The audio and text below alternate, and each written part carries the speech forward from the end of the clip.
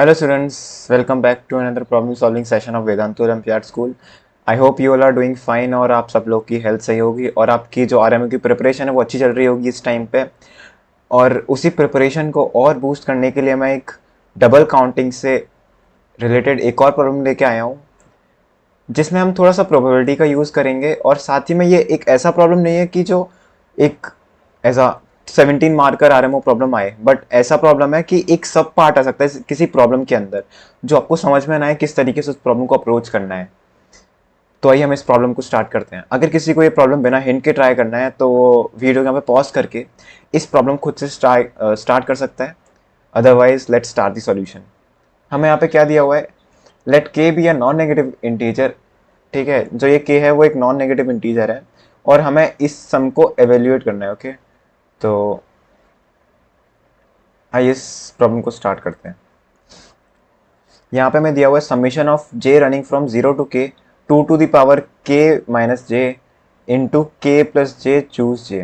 Okay, तो यहाँ पे हमें एक टर्म में दिखाई दे रहा है कि हम k प्लस जे चीज़ों में से जे चीज़ों को चूज कर रहे हैं और 2 की पावर k माइनस जे है इधर। ओके, तो मैं इसको क्या करता हूँ कि मैं एक ऐसा एक्सप्रेशन फाइंड करता हूँ जो इस एक्सप्रेशन के नियर बाय हो।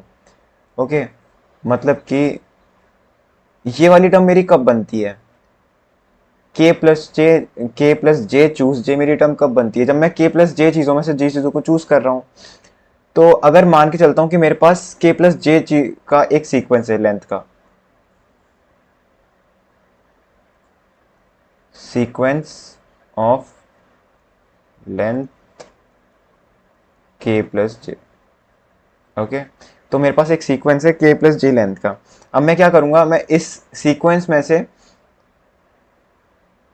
जे जगहों को चूज करूंगा। मतलब जो मेरा के प्लस जे लेंथ का सीक्वेंस है उनमें से मैं जे जगह को चूज करूंगा और इसमें मैं कोई चीज़ें फिल कर दूंगा। सो लेट्स से ये मेरा सीक्वेंस है हेड्स और टेल्स का।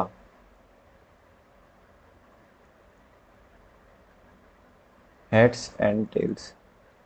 ओके, ये मेरा सीक्वेंस है हेड्स एंड टेल्स का। अब मैं क्या कर रहा हूँ, इनमें से इसमें क्या है कि मेरे पास टोटल के हेड्स हैं और जे टेल्स हैं। ओके, तो यहाँ पे क्या है कि जो नंबर ऑफ हेड्स हैं that is greater than equal to number of tails. Okay, या हाँ ओके, ये चीज़ है।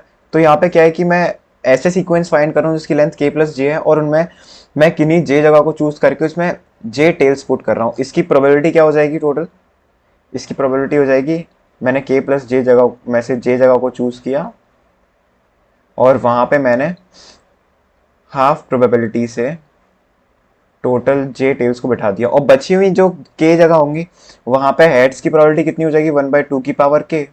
ओके, ये एक्सप्रेशन मेरा क्या है कि जो ये एक्सप्रेशन है मेरा लगभग लगभग इसी एक्सप्रेशन से मिल रहा है, बट मुझे तो नहीं पता कि इसके राइट हैंड साइड क्या आने वाला है, ये जो टर्म है वो किस चीज़ की इक्वल होने वाली है। तो हम वो चीज़ फाइंड करने का ट्राई करते हैं। तो ये सीक्वेंस है जिसमें टोटल जे टेल्स हैं और के हेड्स हैं, बट मुझे ये नहीं पता कि ये सीक्वेंस एंड कहाँ पे हो रहा है। ओके, और यहाँ पे जो नंबर ऑफ हेड्स हैं वो number of tails is greater than equal to है। तो अगर मैं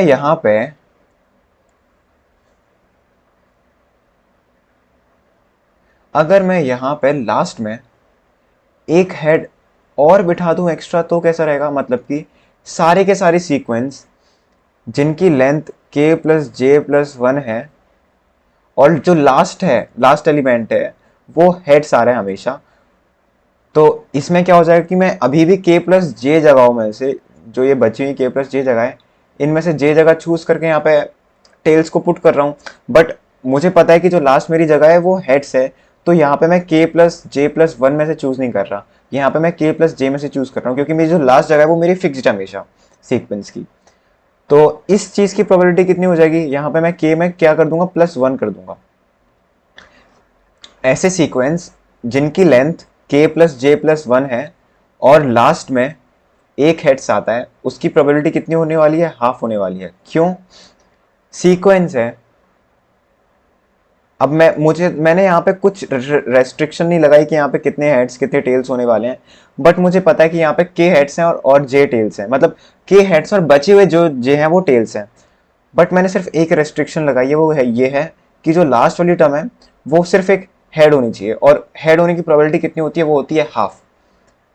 तो यहाँ से मेरे पास क्या आया कि जो j k plus j choose j into 1/2 की पावर जे है, that is probability of j tales,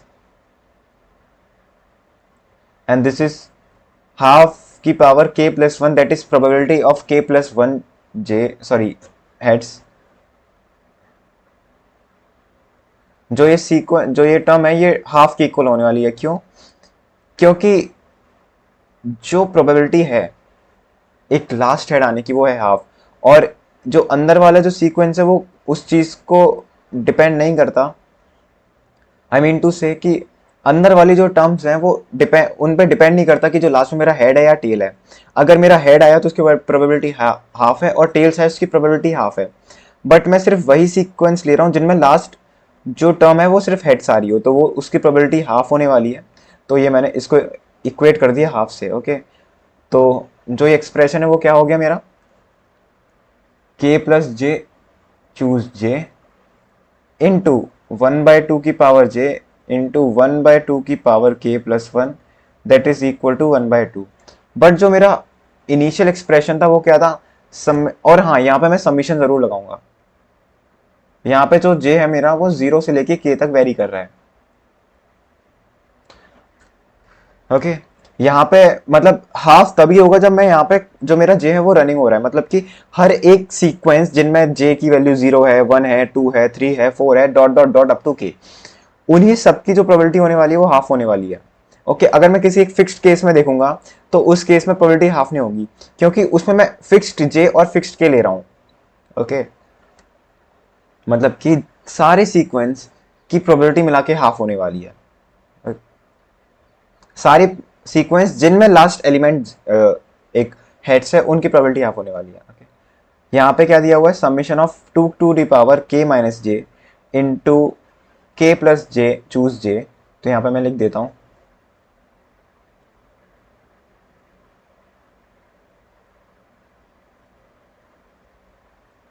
तो ये बन जाएगा summation of j running from 0 to k plus j choose j into 2 to the power k minus j into 2 to the power j minus k. अगर मैं इन दोनों को product करूंगा तो ये मुझे 1 दे देंगे।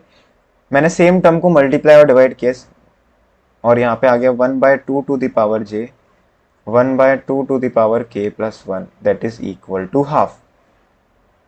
यहाँ पे जो ये एक्सप्रेशन है मेरा वो क्या है, वो मेरा एफ ऑफ एक्स है। मतलब मैं इसको अगर एफ ऑफ एक्स नेम दे दूँ एफ ऑफ के, तो ये एक्सप्रेशन मेरा क्या आ गया, ये आ गया मेरा F of k into 2 to the power j minus k into 2 to the power minus j into 2 to the power minus k minus 1, that is equal to 2 to the power minus 1।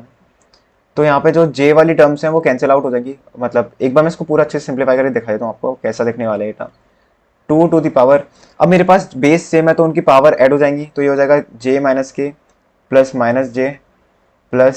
Minus k minus 1, that is equal to 2 to the power minus 1। ये क्या हो गया, F of X into 2 to the power, जो j है वो जैसे cut हो जाएगा, ये हो जाएगा -2k minus 1, that is equal to 2 to the power minus 1।